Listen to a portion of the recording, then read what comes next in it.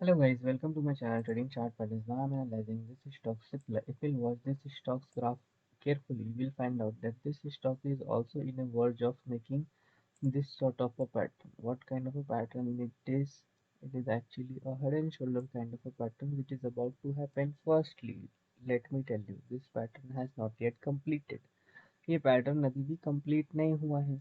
अगर ये वाला सिप्ला का पैटर्न हेड एंड शोल्डर वाला नहीं कंप्लीट हुआ है तो हो क्या रहा है। सिप्ला में अभी आपके पास में एक रेजिस्टेंस है 980 का और 990 का, ठीक है। 980 टू 990 फुल रेजिस्टेंस जोन इस स्टॉक का, ठीक है। इस स्टॉक का सपोर्ट जोन 880 टू 871, ये हो गए major support major resistance current time frame के हिसाब से आने वाले 1-2 महीने के लिए, ठीक है। अब आप देखिए, इस स्टॉक में अगर आप फिबोनाची लेवल यहाँ से लेके यहाँ तक नीचे साइड में ड्रॉ करते हैं तो आपको बहुत सारा ये सब लेवल मिलेगा, ठीक है। ये एटसेट्रा एटसेट्रा ये सब लेवल मिलेगा। अब इसमें स्टॉक ने रिएक्ट कैसे किया है, हम लोग इसको छोटे टाइम फ्रेम में जाके आराम से अगर देखेंगे तो आपको समझ में आएगा कि स्टॉक ने कैसा रिएक्ट किया है। तो इसको 25 मिनट के टाइम फ्रेम में मैं आपको लेके आ गया हूँ। तो अब आप देखिए स्टॉक क्या कर रहा है। जब भी ये इस लेवल पे था, इस लेवल पे था, यहाँ से इसने नीचे से डाउन साइड लेवल बनाया। अब जब देखिए जब भी ये इस लेवल पे आया, रेजिस्टेंस लेके गिरा, फिर ऊपर गया, इस लेवल से रेजिस्टेंस लेके गिरा। अब जब यहाँ आया तो सपोर्ट लिया, यहाँ आया सपोर्ट लिया, यहाँ आया टच किए बिना ही सपोर्ट लेके अप साइड चला गया।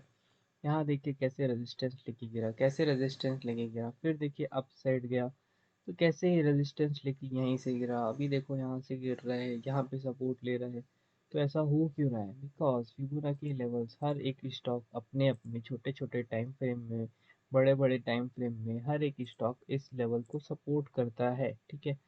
अब मान लीजिए कि आपके पास में फिबोनाची लेवल नहीं है, आप क्या करेंगे? आप ईएमए के साथ अगर ट्रेड करना चाहते हैं तो आपको तब भी यही मिलेगा कि 867 का ही ईएमए का सपोर्ट है, जो कि अगर आप मानेंगे तो ये वाला आता है, मान लीजिए, ठीक है।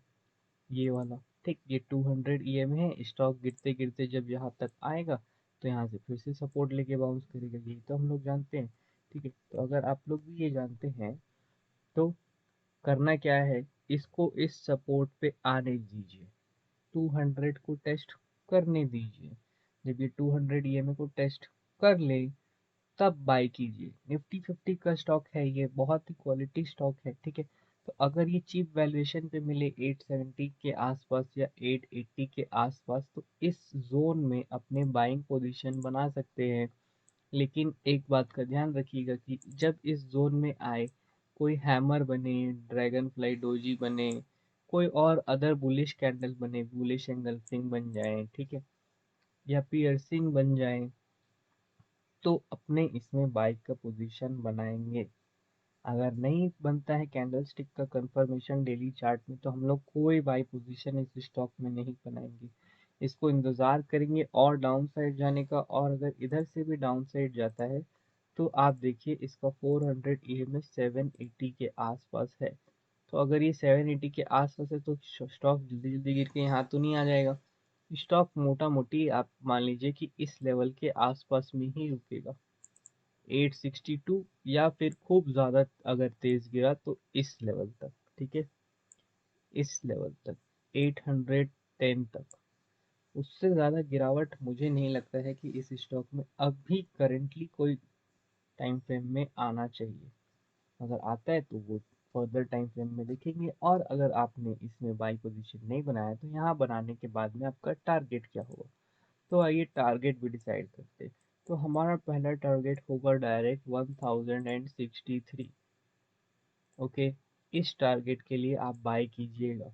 अगर नीचे के लेवल में आपने बाय किया 870 या कोई भी 800 के लेवल में बाय करेंगे तो एटलीस्ट 20, 24, 25% का अपसाइड टारगेट रखेंगे तभी तो बाय करेंगे। नहीं तो फिर क्यों कोई स्टॉक मार्केट ट्रेडिंग करेगा? नहीं करेगा, ज़बरदस्ती थोड़ी है यहाँ पे आके पैसा लगाएगा कोई। 20% टारगेट अगर साल में नहीं मिलेगा तो, ठीक है। तो यही है एक छोटा सा सिप्ला का एनालिसिस जिसमें आप बाई करेंगे तो अपसाइड का टारगेट होगा। अब आके देखते हैं इंट्राडे में। 15 मिनट टाइम फ्रेम में आप आके देखिए तो इस स्टॉक के ग्राफ में ज़रा मैं एक बार ये मैं हटा देता हूँ।